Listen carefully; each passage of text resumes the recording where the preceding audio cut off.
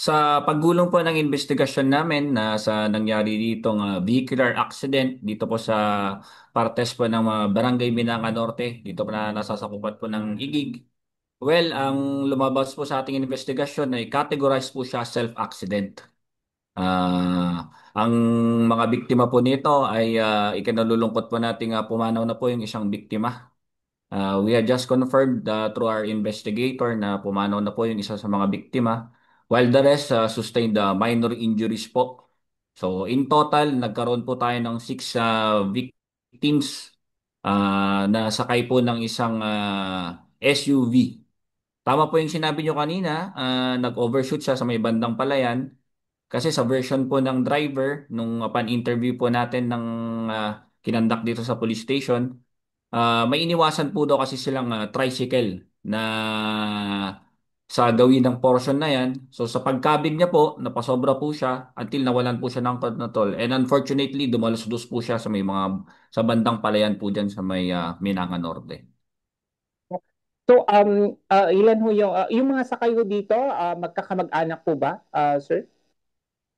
Yes po, yun po ang lumabas sa ating interview na magkakamag-anak po sila. Purposely, they were there to patravel po sila to visit, makikilamay po sila sa isang relative nila sa Manila. So, saan po sila galing, sir?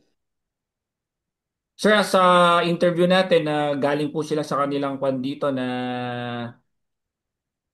sa kanilang relative dito po sa may bandang Igig. So, Okay. Ayan, at sinundo lang po ang nila yung mga relative. ito, kasi parang may ano ho, yung ilang taon po no yung namatay ho dito, yung binawian po ng buhay, sir. Sir, as for update natin sa nakuha nating detalye po, ang pumanaw po ay ang biktima, kinilala po natin na si Sir Bobot Mina, 52 years old po siya. Mm, hindi naman ho siya yung driver, ano po, sir? Ay hindi po, sakay po siya. Okay po. At yung iba no na nagtamo ng sugat, ano po yung mga natamo po nila na sugat, no? Dahil po dito sa pangyayari po na ito, sir. Well, kanina po, yung ibang paseros po natin were sustained, nagkaroon lang po ng mga categorize lang po siya as minor injuries. So basically po ang dalawa lang po talaga yung nakuan po doon, kumbaga na itakbo po talaga sa hospital kasi unfortunately may kasama rin po silang matanda kasi na 84 years old in the person of Ma'am Pasita Mina. Mm-mm.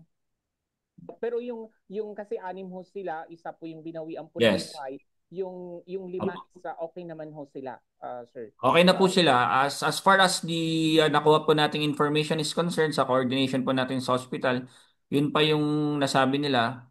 Yun lang po yung unfortunately na kaninang hapon po binalita po sa amin na pumanam na po yung isa po sa kanila.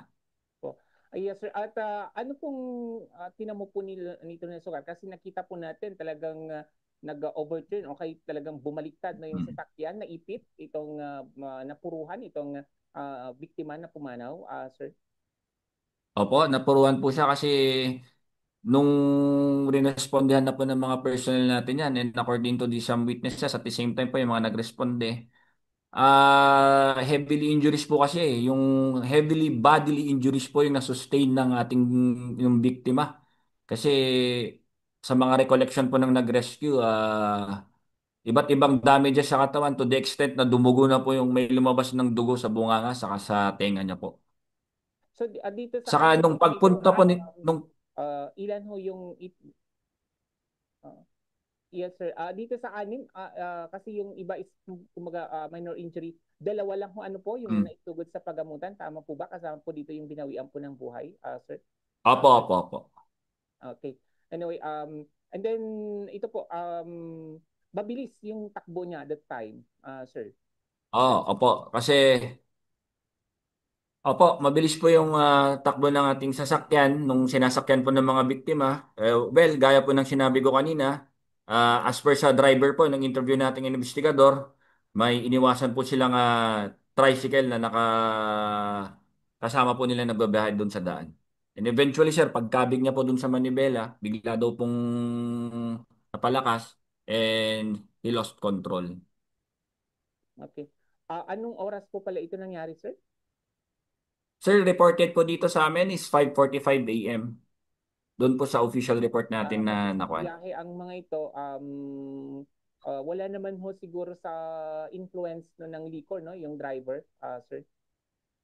Well, as far as investigation is concerned, sir, as far as record po namin, wala naman po. Very unfortunate lang po talaga na accident yung nangyari. Anyway, sige po sir. Hmm. So dahil po dito sa pangyayari po na ito, no, at may binawi ang po ng buhay, and then National Highway ang bayan po ng Igig. So ano po ang papayo po natin, no, sa mga motorista, no, para sa ganun maiwasan ho yung ganito pong pangyayari, sir. Ang may papayo ko lang po sa mga motorista po na nagbabaybay dito sa mga ating mga national highways, ay iba yung ingat lang po sa pagdadrive. At the same time, lagi na lang po natin sigurong isipin na may mga pamilya po tayong nag-aantay sa atin. At syempre, sama na rin po natin ang dasal sa pagbabiyahe. At ang pinaka may papayo ko po talaga sila ay yung tamang pagsunod lang po sa mga alituntunin, sa mga bago tayo mag-drive yan. Siguraduhin po natin yung sasakyan maayos. At the same time, i-observe lang po natin yung mga tamang palituntunan sa pagkuhan ng sasakyan. Well, Sir Marvin, may dagdag ko na rin. Bilang actually nagkaroon po kami ng recently concluded MPOC meeting nung first week ng October. Yan Mm-mm. na po yung kinukonsidera natin ng MPOC committee, yung paglalagay ng mga road safety signages along the highway dito po sa Igig, sa aming nasasakupan. Mm-mm. In consideration yan sir sa mga accident prone areas located dito sa atin. So, di na po natin may pagkakaila. Ang Igig is covered by National Highway. Tapos lagi na di na accident prone areas po yung ibang kwan natin dito.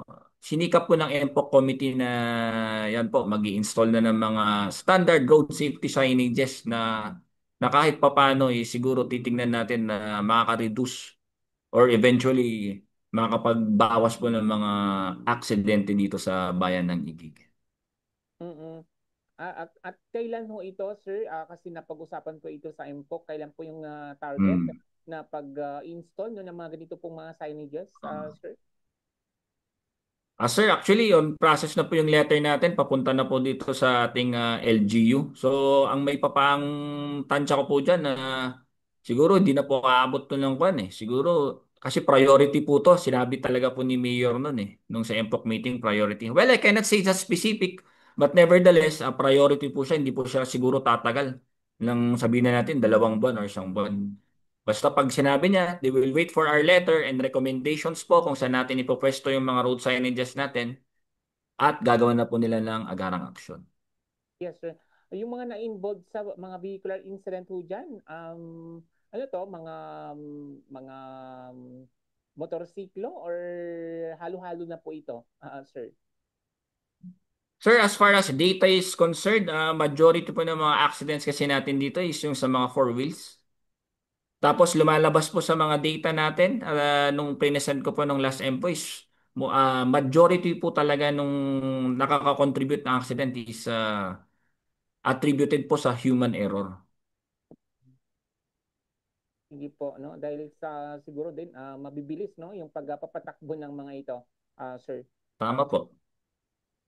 Sir, anyway, thank you so much. Magandang gabi at mabuhay po kayo. Thank you rin sir thank you po sa pag-unlock niyo sa akin sa interview at maraming maraming salamat po sa Bambu Radio at sa mga tagapagpakinig.